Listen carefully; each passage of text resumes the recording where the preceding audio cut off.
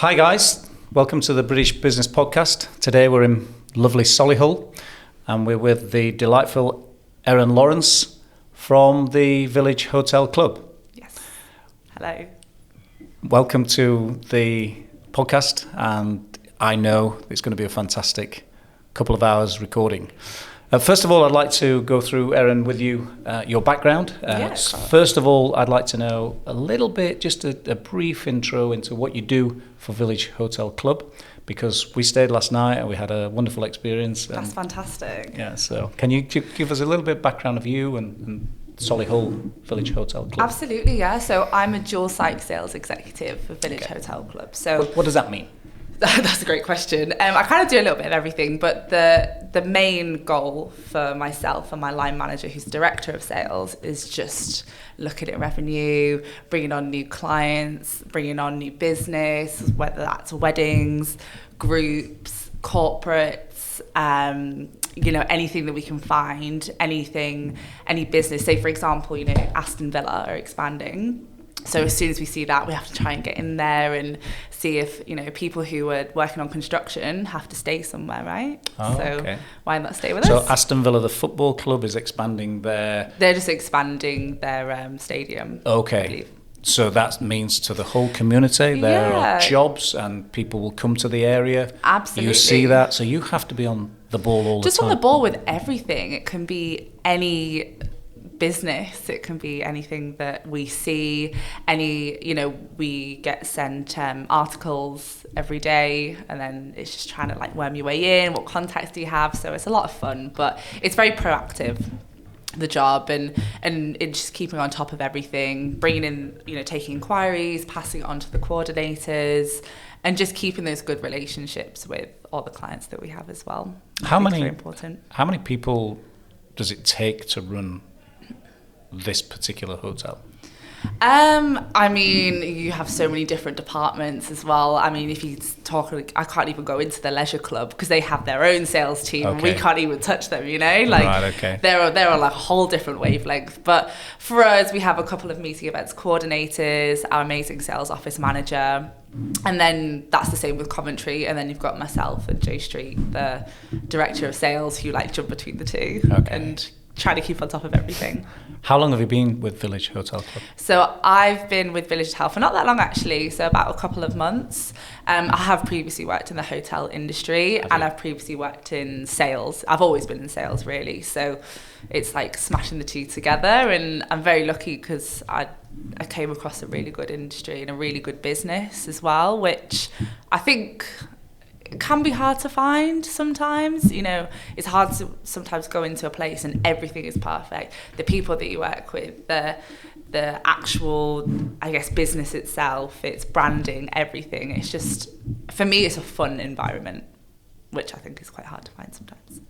One of the things that we've been doing on our British Business Podcast is searching for the answers. Mm-hmm. Searching for the answers for the questions that have come out of the pandemic, the questions that now that company owners and controllers are asking, employees are asking. Mm-hmm. And those types of questions are things like, what attracts you to work in an organisation like Village Hotel Club? Yeah. What are the things that you're looking for at your level in this business to help you to come here? Can you go through some of those things? Yeah, really so many things I could even touch on.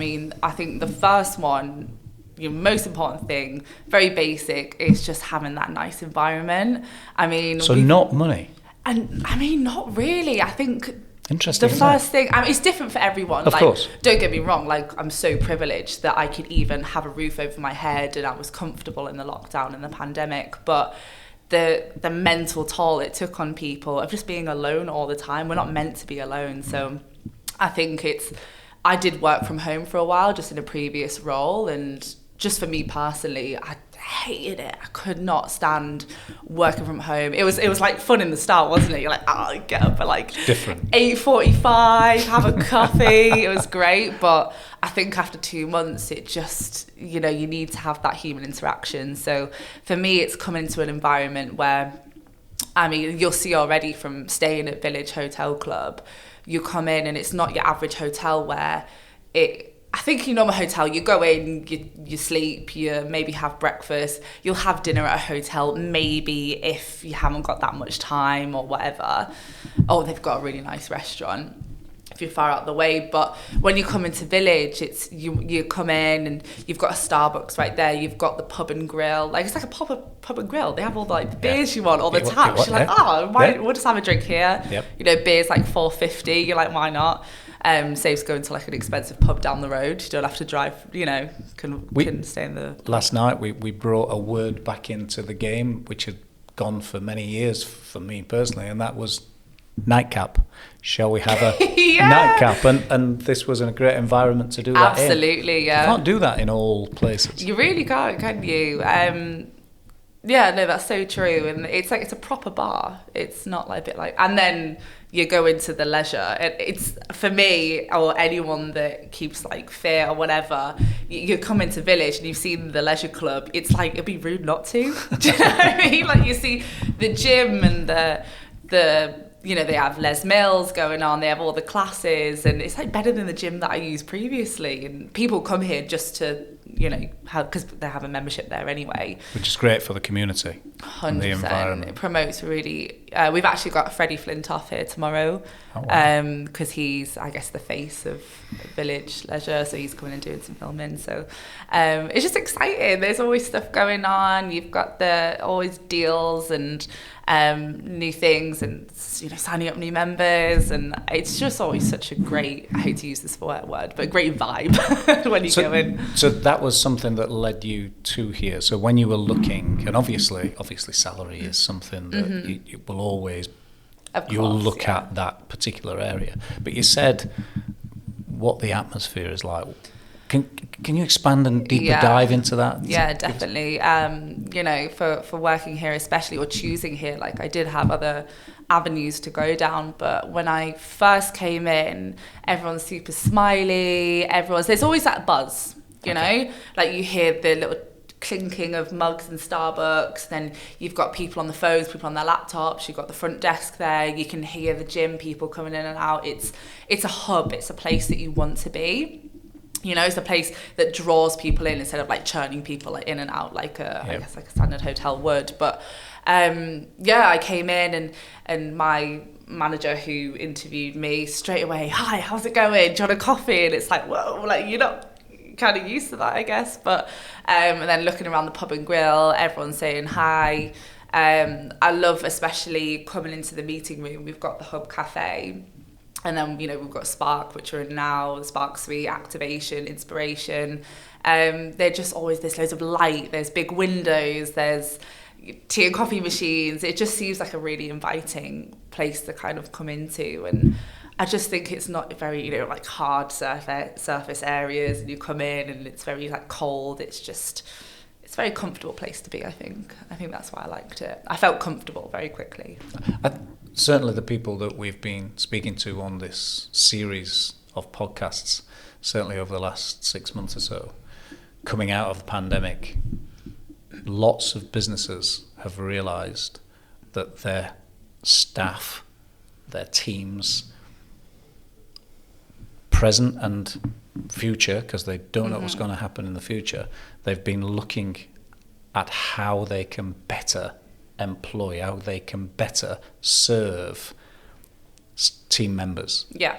And I think that one of the things selfishly today to find out from somebody like you who's not long 2 months ago come into this environment, those positive, I can hear it. You don't even need to say it. Your smile says it all in terms of how well you feel appreciated, part of the team.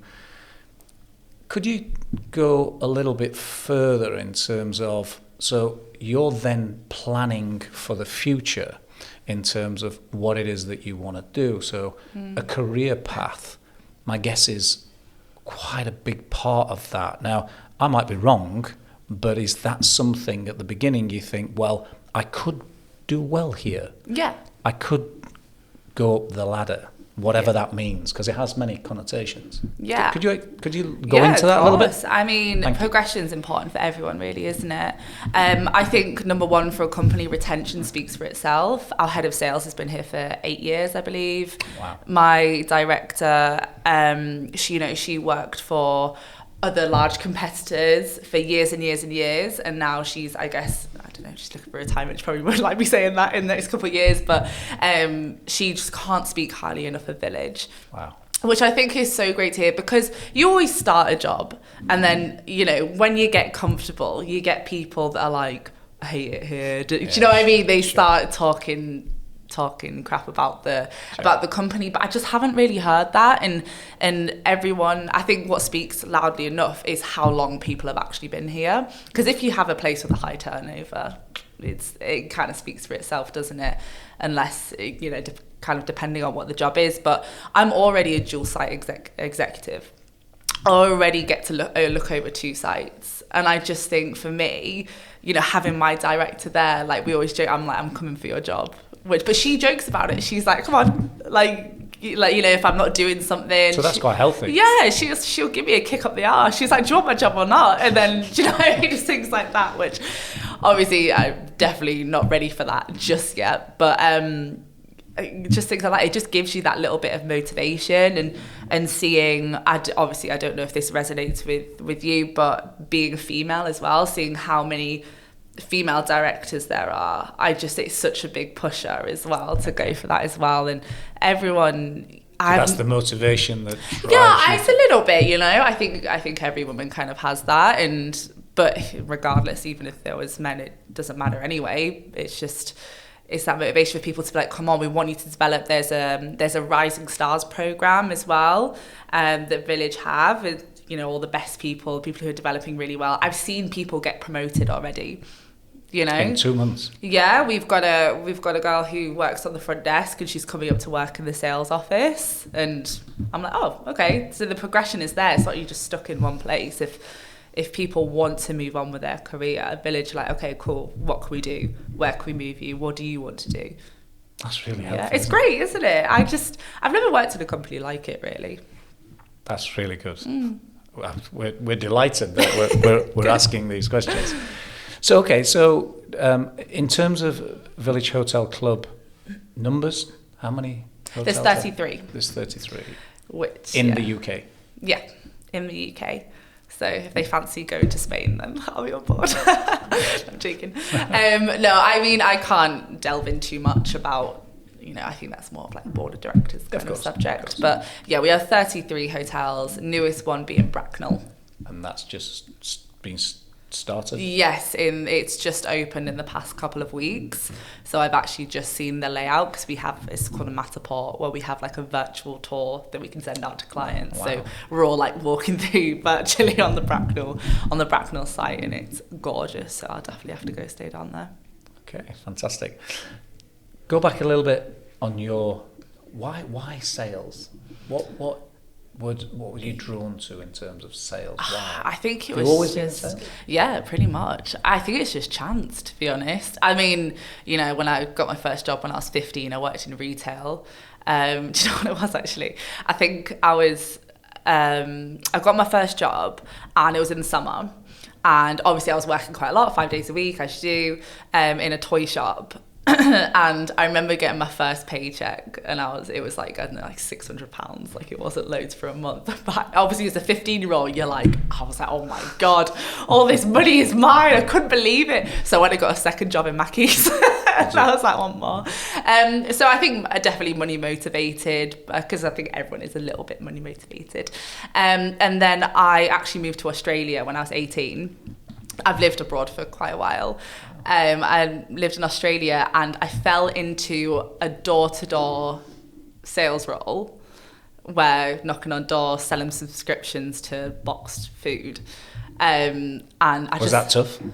Nah, it was a whale of a time, which is so hard to believe, because most people will be like, what? Bearing in mind, it was in Australia, so the weather was great. Yeah. And I was 18, and they're like, oh, however many sales you today, we'll give you that many beers at the pub tonight. So it was 100% commission. So the money was really good, and I remember just loving it. I'm very competitive, always have been. And then I've kind of gone into a little bit of retail, a little bit of recruitment. I've always kind of been a bit drawn back to sales. I actually lived in Canada as well, and on the ski resorts I worked in hotels. So, and I always loved the vibe of a hotel, you know, especially when you've got people skiing coming in and out, and got the pubs there, worked in pubs. I didn't, obviously in North America you get tips, don't you? So it's a little bit like working on commission. Yeah. So it was the same thing. I would be like, just how many covers could I do in a night? And I'd walk out with like $300, and I'd be like, this is great. Why doesn't everyone do one night? Huh? One night? In one night, yeah. Wow. It was mental. I was like, do I not get taxed for this? They were like, I think you're all right. Just go. Just leave the country when your visa's over. And I was like, brilliant. So the journey was Australia, then Canada. Australia, Canada for about 2 years. And then good old coronavirus came in, so I came back to the UK. Okay. Yeah. So when the pandemic hit, did you come back almost immediately? It was literally just before. It was mental. You know when you heard about it and stuff, and you're like, oh, it's that. It won't bother us. Sure. Came home, moved to London, you know, ready to make it the big city, and then COVID said no. Whereabouts in London? East London. Okay. So I was living in Hackney. Okay. And I worked in Central, and that's when I was doing direct sales. So, you know, there's people on the street that annoy you and try to get you to sign up for stuff. Yeah. That was me. So I did that for a little bit, which was fun, good money. And then... So you really have been at the sharp end of sales. Lowest of the low. No, but for me, it's like, I love it. If you're a people person, yeah, then the process is you're speaking to another person. Sales is just the bit in the middle. Yeah, exactly. It literally, for me, it was always just chatting to people and not, I think sometimes rejection, people can't take rejection. Sure. You know, like, don't get me wrong, I think I would take rejection badly in other circumstances, but when it comes to sales, like, you take so many no's, you'll always get a yes. Every time. It's just, they used to call it like law of average, and it always is. That's what business is. That's what success is, really.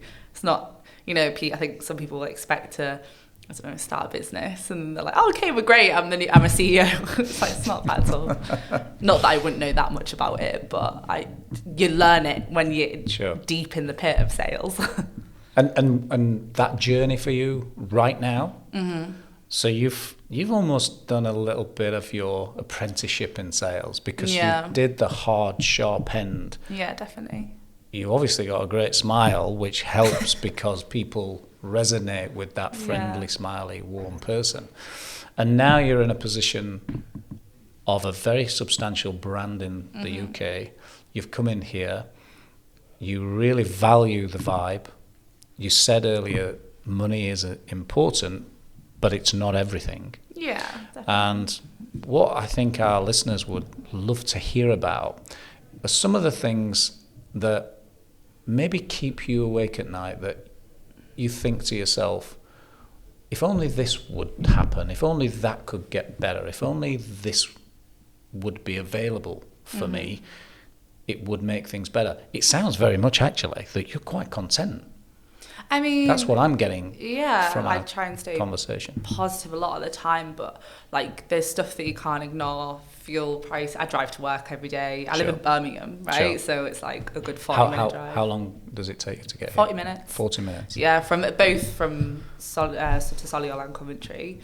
You know. So straight away, on your agenda of any normal working day, you've got 40 minutes in, 40 minutes out. Yeah. That's a commute that you have to deal with as a team member working at Village Hotel Club. Okay. Yeah. What other things are there? I mean, to carry on that list, I mean, rising energy bills, all of that. I mean, you know, money shouldn't be the first thing on your mind, but it is. Like, if you don't have the means to an end, and then you're going to struggle. And, you know, we're constantly looking at when can we turn the heating off, and I think we got a high energy bill because we went too far with the washing machine. It's like, I forgot, you shouldn't have to live like that. Do you know what I mean? So I think little things like that, but I try not to dwell on it too much. I just think it'll drive you mental, even though it's this like looming thing that it's going on. I just try and channel all my energy into work and just, try and delegate monies where, what can I spend? I've got 2 bank accounts, so I'm like, that I can't touch, that I can. I think it's really important to be educated on how to manage your money as well. Who taught you that? I don't know, I just kind of figured it out, really. I think from traveling, definitely learning how to save money, you know, backpacking and living in like crappy places, all of that stuff. But I think coming back and being at points where I have been really low on money and having to scrape it together, and then I've got my bank account and I've got my Monzo, so all of my expenses goes into Monzo, and then I've got, if you get Monzo Plus, you can put different pots. So I've got my bills, I've got my petrol, I've got my food. So even if I spend all of my, you know, disposable income at the pub on Friday, then I've still got my petrol money there that I didn't touch. So yeah. Very important. It's very important. Wouldn't be able to get to work, would I? That initial planning is quite key. I used to work, when I started my journey at 16, weekly pay, and it was far easier to It's organise. great, isn't it? It's fantastic. It's so great. And it sort of creeps up on you that somebody says you're going on to monthly pay. Yeah. And you think, I've made it into this big world of payment and wages. If I could go back, even today, if somebody could say, you're going to get paid just invest in something, please. Yeah, no, I just... Managing 7 days as opposed to 31 or 30 days. Much more easy, isn't it? Yeah, exactly. When I was doing that door-to-door role, it was weekly. Again, I was 18, just moved to Australia, earning like whatever, like $700-800 a week. And then I was like, this is great. Go traveling, and I come back and I'm like to my friends, I'm like, I need to stay on your sofa for a week so before I get a job. But yeah, I definitely learned the hard way, but you kind of get yourself out of it. And, you know, you have help from people, I can't lie. Like, I'm in a very privileged position where if I'm like, I'll never be homeless, do you know what I mean? Because I can always go back home and stay there, which is really, really important to acknowledge that we do have those privileges compared to a lot of people in the world. Where would that be? Where is Cornwall? Cornwall. Yeah. Okay. Whereabouts in Cornwall? In the middle of nowhere. Really? Yeah. Okay. Near St Ives, if you've heard of that. It's a gorgeous place, but my God, it's boring when you're a teenager. Really? Well, we know that Cornwall is such a beautiful place. It is gorgeous, yeah. Absolutely. So that you have that open passport. That's where my mum and dad live, yeah. Okay, so the passport's go. always stamped, ready for you to go back any moment. Something happens. And I'm very lucky I've got great parents. Yeah. It is, that support mechanism is really good though, isn't it? Yeah. There are so many people that don't have that, and it's another thing that maybe people like us are not so worried about, but you know, when people come for jobs, when they look for new positions, when they're looking to be part of a wider team, support networks are actually quite important. So important. I took it for granted for so long. I think I only realised maybe like secondary school, or maybe going to other people's houses, and you realise the family dynamic is not quite the same. Like, I could tell my parents that I robbed a bank, and they'd be like, right, fine, like, what are we going to do about it? Do you know what I mean? I am so lucky to have them. So I think that's something that I'm grateful for quite a lot.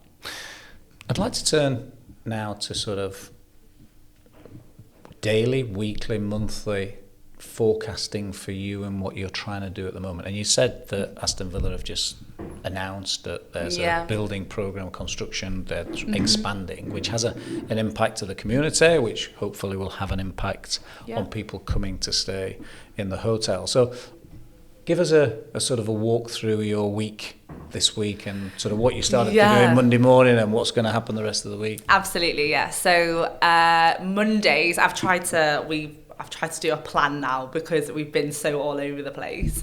But Mondays, I try and focus on social media. Okay. Obviously, because I've got 2 hotels to post, so it's... Just remind me again, Solihull and... Coventry. Coventry. Yeah. So we've only got our Facebook pages. I'm really trying to push for Instagram, and doing whatever we can. So we had the Les Mills, the new Les Mills egg dropping on the weekend. So it's posting the pictures for that. We put little like fruit cakes and Starbucks coins in our VWorks communal working space. Do you know what VWorks is? No, can you explain that? Yeah, absolutely. So VWorks, I think, is one of the cleverest ideas that Village have actually come up with. So it's, you know how you hire out communal working space, like offices in London, and like you just put your staff in there. So it's that, but in Village. So you sign up for the month, and you get to use the communal working space. There's tea and coffee. You can get a platinum membership, which includes the gym as well. So people that are sick from working from home, they can come in, get a Starbucks, they can go to the gym in the morning, go into the community space, work there 9 to 5, maybe go to the gym after work, and then go home. So it's like going to work. We had companies in some Village hotels which they've actually like rented out the entire VWorks. We could also put events in there and stuff, but I think they tried to avoid it, so it's there 9 to 5, Monday to Friday. And I just think that's genius coming out. I think that shows how innovative Village is coming out of the pandemic. I mean, I don't know anywhere else that does that, has thought of that, really. So working from WFH is now working from hotels. Yeah, absolutely. Working from Village hotels. Working from Village, yes, absolutely. And I just think for the price that it is, I think, you know, there's one of our members here, he owns a company, or there was another guy that owned a company, was like based in California, and he was just like sick of being at home all the time, so like comes in, uses Village. And like I said, you come in, there's a buzz, chat to the front desk, we know some of the members, so I'm trying to put little treats and stuff in there sometimes. But one of the things that we are acutely aware in the conversations that we've been having is about mental health. I think that is a genius way for people to sort of get on the right side of mental health, because working from home has been quite the isolation 100%. Route for lots of people, and to get them away from that has been, I think that's a great idea. And so is that something then you would actively target by setting those promotions and marketing activity out there? Definitely. You know, we've got certain targets for VWorks every month as well. Okay. It's just trying to get it out there and connecting with companies. So LinkedIn's massive, getting out on LinkedIn, trying to connect. But I just think not enough people know about it yet. So that's where me and my director come in. That's our job, to make sure companies know about this, people know about this, because I just, you know, I feel like I'm quite in touch with what's going on in England, but I had no idea about all of that stuff. So especially in the industry, I think, you know, there's companies that come and use the meeting space, or there's, let's say, you know, there's a big old construction site near to the hotel. Those construction workers have to stay somewhere, but the project managers maybe need to use the office, they'll use VWorks, they'll use whatever. So I think it's the fact that it's just so flexible as well. It's just very easy to use. It's very easy for people to come in, which I think, you know, sometimes you go somewhere and then it's complicated. You're like, ugh, I'll just go home, like, why not? But I think it's so easy to sign up and just go in, and, you know, there's loads of light, there's people around, there's a little buzz. So I think mentally it can really have a great impact. And you've seen that from being the person that welcomes those people in. Yeah. You get that feedback. Yeah, 100%. You know, when we were in Coventry yesterday and we put out the little cakes or whatever, just having a chat to people, there was a guy from, I'm not sure what he was doing. I knew he worked for the NHS, and they were having like a meeting, and he's like, oh, do you want some cake? Could we take a picture? They're like, oh yeah, all right, let's take a picture. Do you know what I mean? Everyone's in good spirits because you're out of the house, you're getting around, you're talking to people, and it's just easy just to pop in and out. So I think it's a great move. That contact communication is vital, isn't it? Massively. In terms of what we've been told and the feedback we've been getting from lots of different business owners and controllers and team members, is that feeling part of something. in isolation, Yeah. it's going to be a very lonely place. Yeah, So, definitely. thank you so much for coming in today. Erin, it's been amazing talking to you about your journey, about Village Hotel Club, everything that you've done. It's been fantastic. What we'd love to do is in 12 months' time is maybe have you back so we can look at your journey, see how you've done, where you are in the world, how that's affected your life in terms of your personal journey. And what we'd like to say to the viewers is thanks for listening. Again, another insightful podcast. And until next time, we'll see you soon.